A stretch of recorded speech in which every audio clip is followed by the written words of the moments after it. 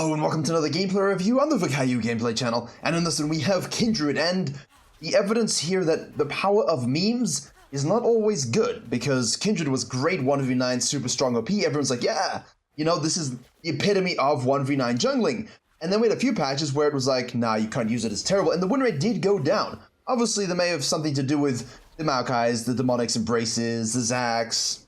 We've all lived it traumatically. But Kindred was still, honestly, not stopping anyone from climbing at all. They were still the great 1v9 machine that they've always been, and will continue to be, and currently still are. But the play rate is down to 4%, as this clear is not exactly perfect, but I'm going to show you exactly how you can play this champion to still smurf on everybody in your games. Now, we do have the Galio versus the Diana, we have the Malphite versus the Jace, and Draven in the lane of bot. Don't forget all the jungle video courses you need for your specific MMR. Iron to bronze, silver, gold, platinum, diamond, all on Virkayu.gg, ready for you to go. Diamond is coming March 31st, and plat should be coming end of next week. And then we finish the library, so if you want video courses, all the information condensed into 3 hours of content, infused into your veins, knowledge, you don't have to go and search for yourself. It'll help you climb, I guarantee it. And in the meantime, as Kindred is a full clear, what we can consider here is also doing a red quadrant into the mid lane gank. Now, you only want to do that if your laner is human being status and, you know, not dying and being that low. It was something I think the Kindred was looking for, but then you look at the negative trade and you look at the Galio being basically faker mode. There's not much you can do. And the benefit here of Kindred in the season with the pets, as we've spoken about before, is the fact that we can full clear down, take the Grump before the blue, take this, and then go for this gank. However, please, if you see, I'm seeing a lot of Jannas this week. It's interesting how that happens.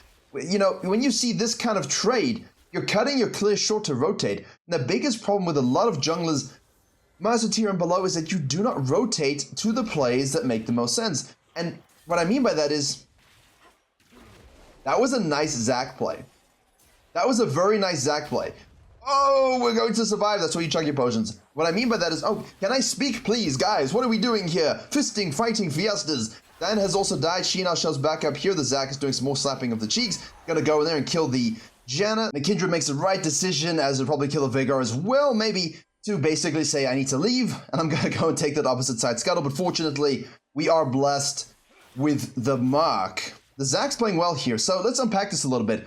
The Kindred full clears down, and what I was basically saying is, if you see bottom lanes, go for these 2v2 trades. Go for these fights. Cut your clear short and react, you know, especially if they're low 2v2s. But if you know that the enemy jungler is starting topside full sequencing down, you've got to put in your mind the ability to understand that, hey, I can't be here. I just cannot go for the scuttle crab. I should just leave, because the Thresh is low, yeah, but he's still Thresh.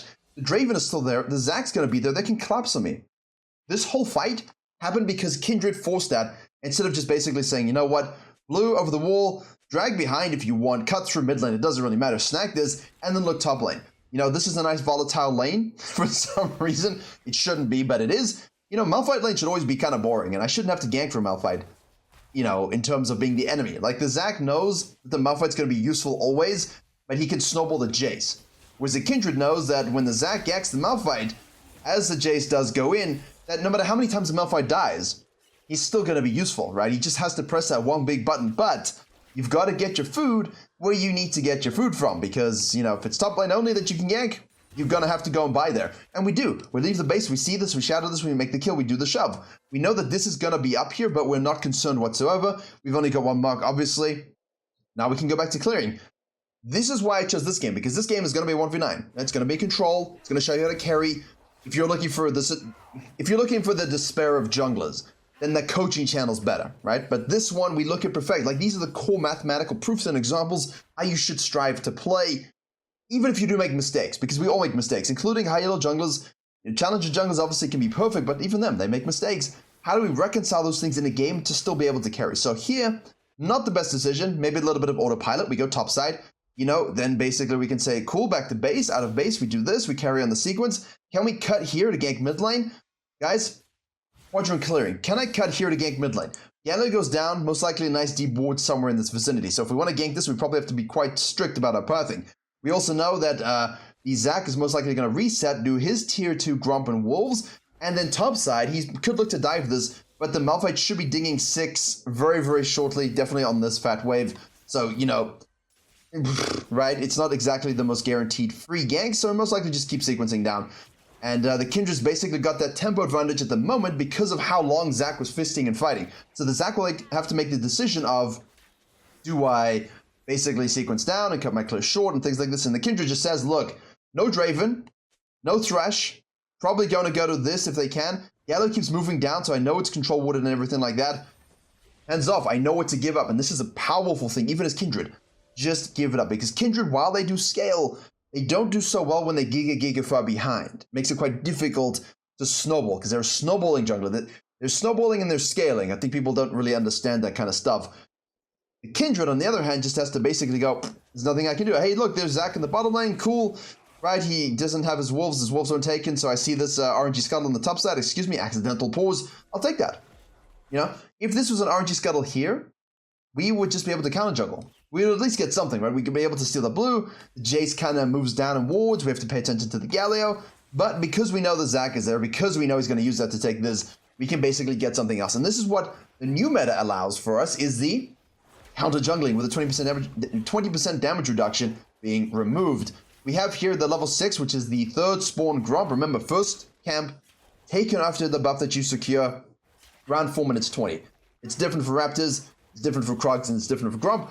And it's different based upon the champion and the elo you're in because of the pilot skill issue. But I love this. We know he's down there. We can time that level 6 Gromp basically after the blue there. That's a third rotation clear.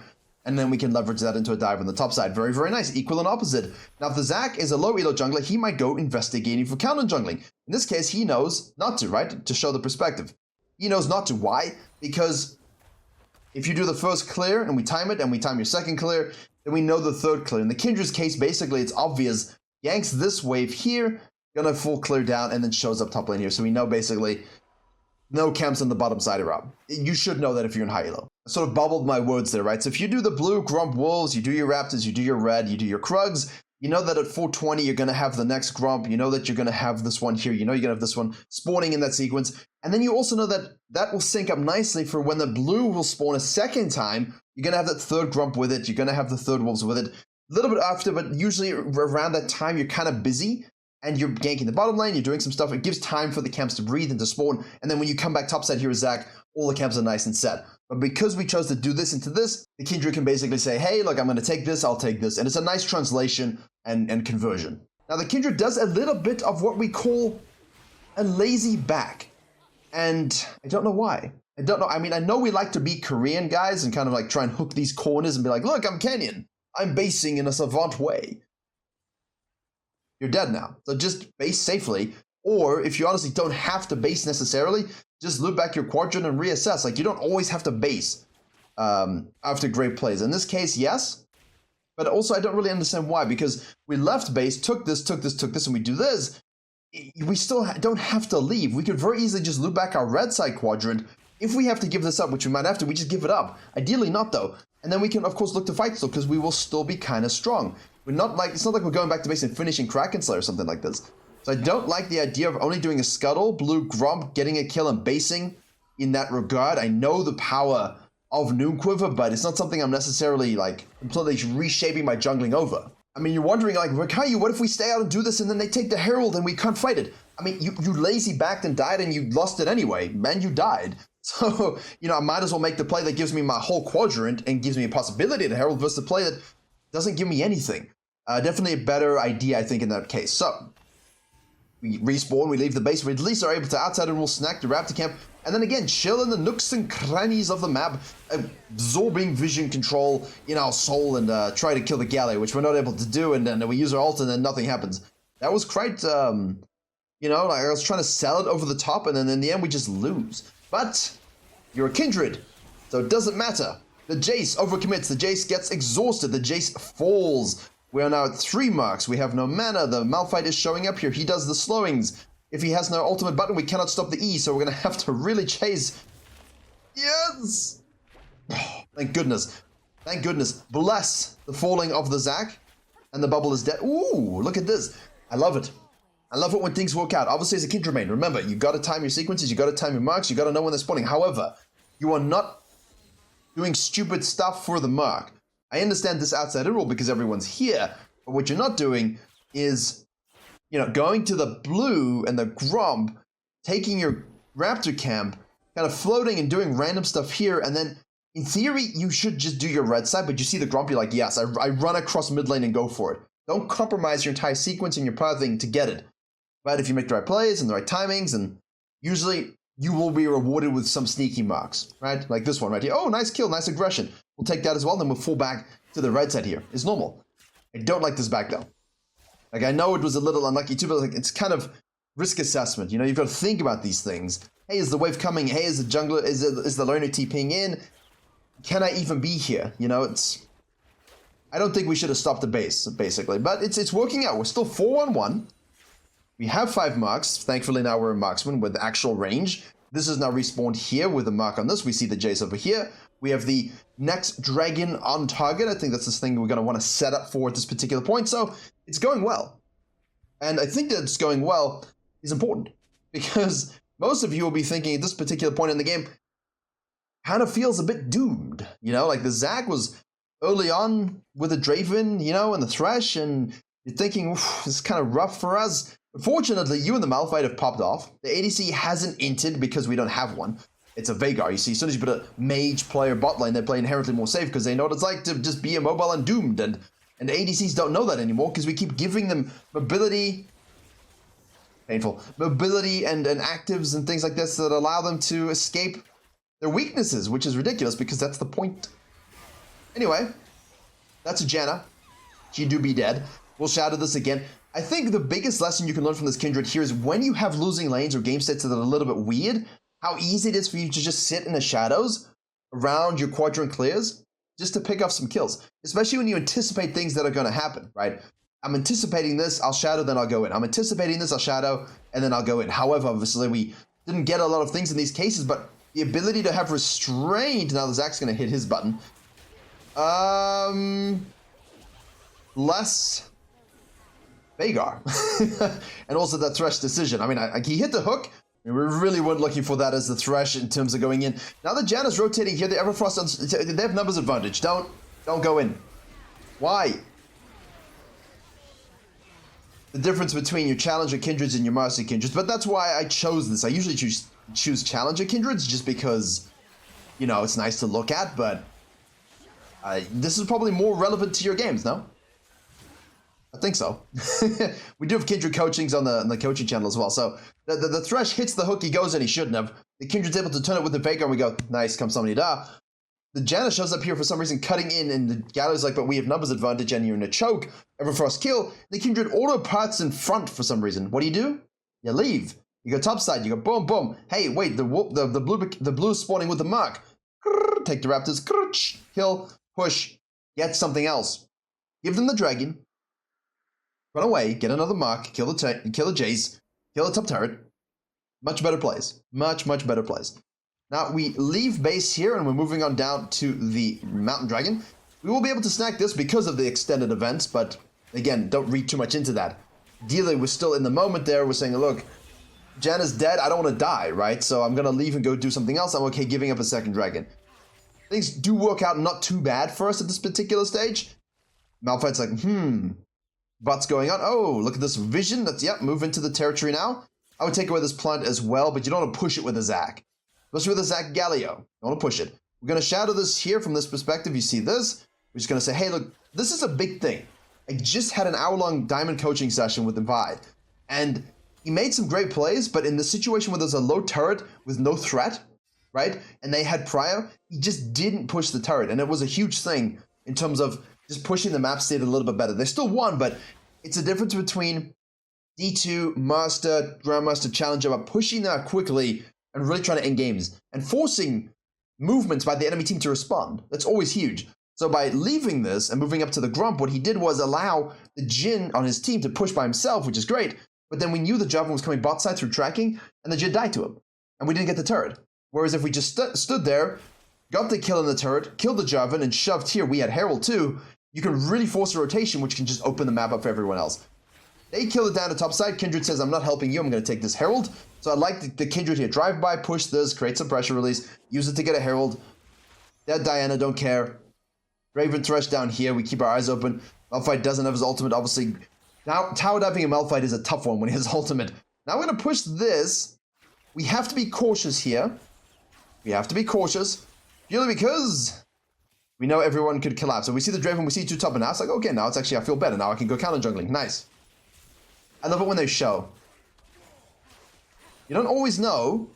You always kind of presuppose where they might be rotating, but when they don't show, it's always this question mark. You got to play it accordingly. But when they show in a bad position, you can just punish them. Super nice. Now we have the Draven trying to fight the Malphite, who's got the good item, Iceborne Gauntlet. And, aww. No assist for Kindred, but we do have Herald, so let's activate that sucker and plow down the game here. Now remember, you can either get a lot of your kills, boom, boom, boom, boom, boom, early game, mid game, like, I mean, you just keep getting kills and picks and picks and picks, or you can recognize that there's a game where you have to play a bit more conservatively, pick up what kills you can, get what marks you can, sequence what camps you can, get what objectives you can.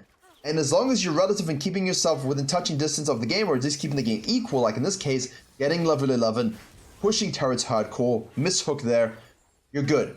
Because what you're going to see happen very, very shortly is the patience by the Kindred, the ability to control this game like this, is just going to explode for you, especially when you're a Kindred player. So keep your eyes ready for something juicy fresh in this game. I think you're going to like it. The Malphite goes in on the Jace, and that should be a nice little slow, and we'll snack that baby up as well. We're starting to do damage. Now, Kraken Slide Berserkers is already all you need to hit a good power spike. Catch the wave here, push the catch the wave. Steal the wave, push the wave. Dinosaur top lane here, 1-3-1. 1-1-1 Veigar, you know, being a thing, I guess. If you don't need to spend right now, you can afford to do your blue side quadrant, but keep in mind, your team won't realize this. So let them know through pings that's what you're doing. I'm going to the blue side. I have this much gold. I need this item. It helps. If they only listen once, it can win you a game. If they don't listen, you might as well just do it, right? Because there's only upside. In this particular case, though, we do have itemization in the Infinity Edge. So we go back to base and we run straight down here. We do Wolves, Blue Grump. We don't really need to mind the sequencing too much. We don't plan on sequencing that quickly. We plan on doing a quadrant and going to go kill people with Kraken Slayer Infinity Edge, which is what we want to do. So the Galio splitting the bot lane. We clear the vision. We see the push. Because our team's so far behind, as a Kindred here, just take these side waves. I know the Dyna is being compromised to a little degree, but that's fine, right? It doesn't matter. You want to carry the game, take the resources, especially when she's 1-3-1 Night Harvester Gaming. Like, just go Rocket Belt, man. I know it's a good item, but come on. Why do you do this, Diana? She lost by herself as well. It's not like she lost due to Zac spam ganking mid lane. She lost because she just lost. Now, what we are waiting for here is the Infernal Dragon to pop. We've got this sucker coming up shortly as well. There's no real camps to take on the map, so we can basically levitate, float, exist. You know, just set the area up with vision and maybe make a pick if possible. Basically, what we have as an advantage here is that we farmed quickly, we're strong PvP-wise, and they don't know what we're doing, right? They have to make an overcommit to guess. Oh, the Jace gets stunned in the Event Horizon, the Kindred just goes in there, doesn't overcommit nicely. The Dyna actually does something useful, but actually does no damage. But the Kindred says, you know what? Me and Malphite will do all the damage, don't worry. Good job, Moon Lady. The Zac is in the back line here. We're going to be ulting to try and save our Janna from the righteous gargoyle violence, and the Zac Blobby will disengage and say, well, not my fault, guys, I'm the tank. We always have that out, don't we? I'm the tank. I CC'd, I engaged. What are you guys doing? Are you doing damage? I peeled for you, huh? It's a nice out. Although, you know, a bad tank is very noticeable, and a good tank is very noticeable, but a good tank is simultaneously also not noticeable. Like, a good tank can make an 80 carry feel like a god, and no one will realize it. It can be so unassuming sometimes. It is really a thankless job sometimes. But if you're a bad tank, everybody knows. Everyone can see it. Sure. Malphite pushes down the bottom lane here. We get the Krugs for the extra mark. We are now at 8 marks. This is a free dragon, so we'll enjoy that snack as well. Okay, that is not the move we want to make. In this particular case, if you are the Zac, please, just let it go, because your flash is too important.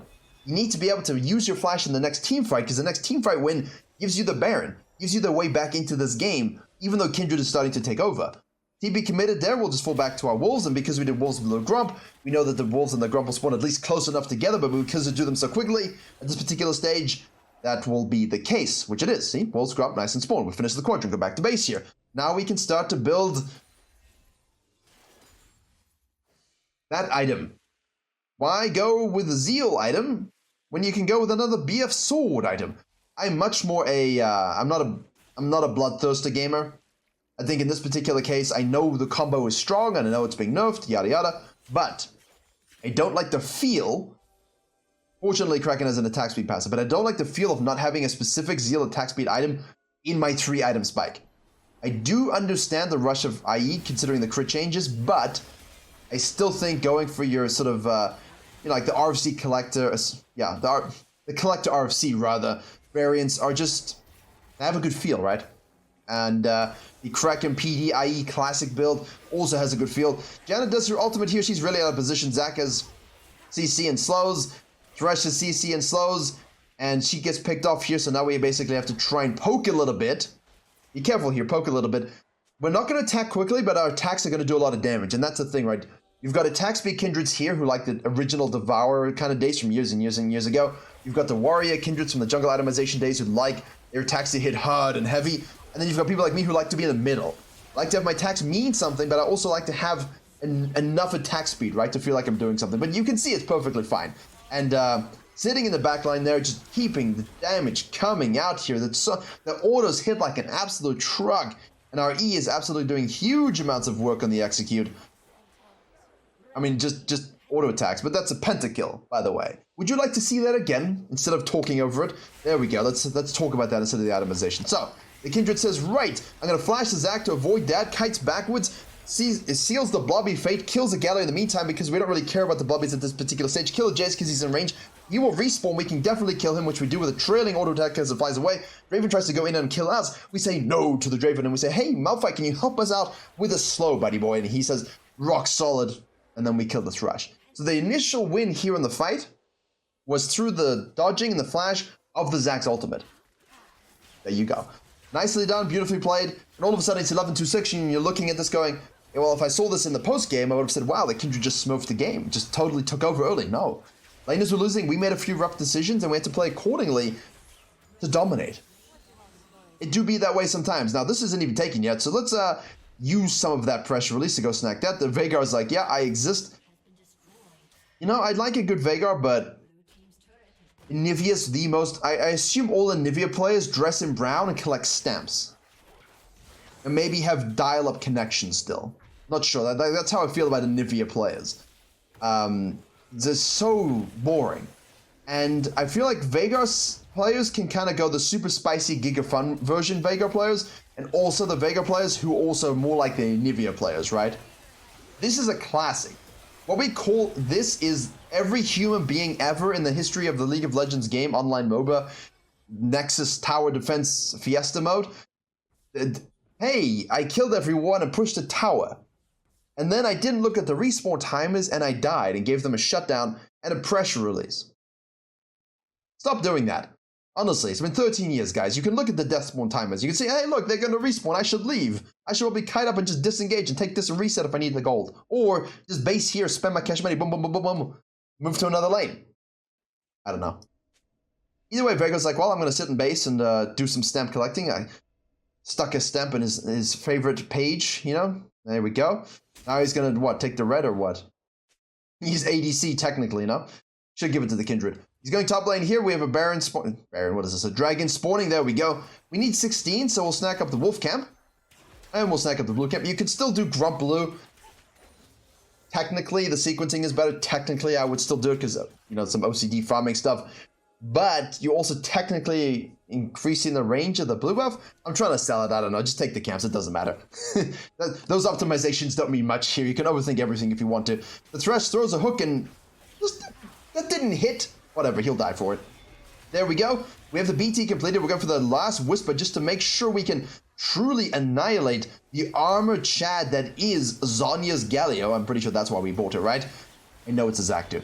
But sit in the back line, keep your range advantage going. No one can deal with the Kindred at this particular stage. And you're seeing the orders are so potent. Like, it's absolutely nuts, actually, the ADs. 326 in that queue now. A lot of AD. I'm not used to seeing this much AD on a Kindred build because, as I said, most Koreans, high elo will build your collector RFC builds. They will do some sort of variants that are less high damage and more with a bit of Bruiser Fighter itemization. You can pick your own adventure, really. That's just truly how it is. The lethal tempo was interesting. I liked it. It was up for 72 seconds, so We usually see PTA and Conqueror, but there is some lethal tempo gaming you can do here. And that's worth noting as a caption to this. I realize I failed to mention it. When you have an attack speed based rune, you can obviously have more AD in your build, and your attack speed that gets amped up through said rune benefits from having more ADs every auto. So it does work out quite well in that sense. So if you're looking for a more AD heavy focus build that can leverage the lethal tempo attack speed, but you're still attacking less speedy than you normally would, this can be one. Play the game accordingly, smurf the game accordingly, and you will win everything. Virkayu.gg for your courses and your coaching and your VOD reviews and the coaching VOD libraries and green and purple and blue, and Zara.gg for your live companion goodness. And as always, I will see you all